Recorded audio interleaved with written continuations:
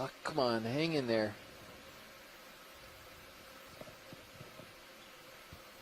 This one's got me puzzled. It's a Cusk Eel, abithited. You can see the thread-like pelvic fins, but it doesn't look quite familiar. I'm hoping that it will turn so we can see how large the eye is. The eye is pretty good size. It's got large nostrils.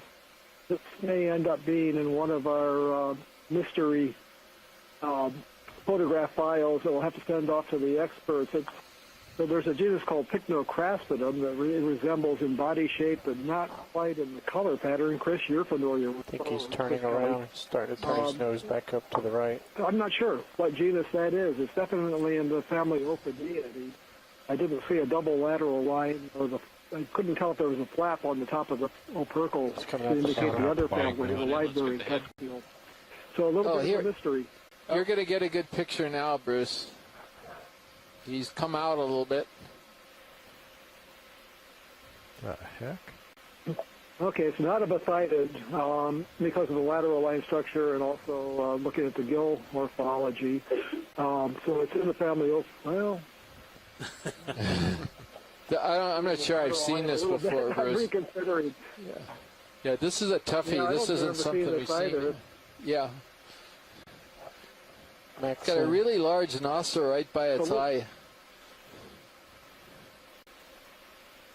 It's a little bit similar to something we saw in the geography mounts, which are kind of between Johnson Atoll and the Hawaiian Islands. It was called Epitriotus freddii, but it doesn't look quite like that either. So, and there's always a possibility on these expeditions that we're seeing something brand new, a species that's never been seen before or never been described. So we have to consider that as well. I'm not going to jump ahead and say that that's what this is, but it's always a possibility, a new discovery. Lasers out.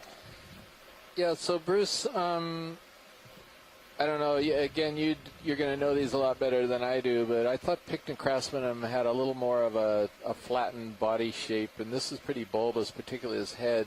I always thought of it as having a little more of a flattened, deep-bodied thing.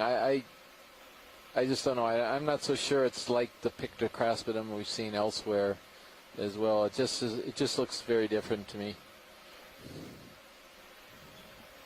Yeah, I mentioned that just because that's a similar genus, but what you've said is exactly right. This is a broader head, broader body, more bulbous head. That was the most similar thing I could think of. And then this Epitriotus is the other genus. I'll have to check that one and see what that looks like, but it just didn't really resemble that either. We did see a round-headed Baphyda, a Diplacanthopomus species, on the expedition before this, but that had a flap on the gill cover, so this isn't matching things that we've seen before in all of its characteristics. It's going to be a mystery, and we'll send photographs off to some experts on this group to see if they have better ideas about what it could be.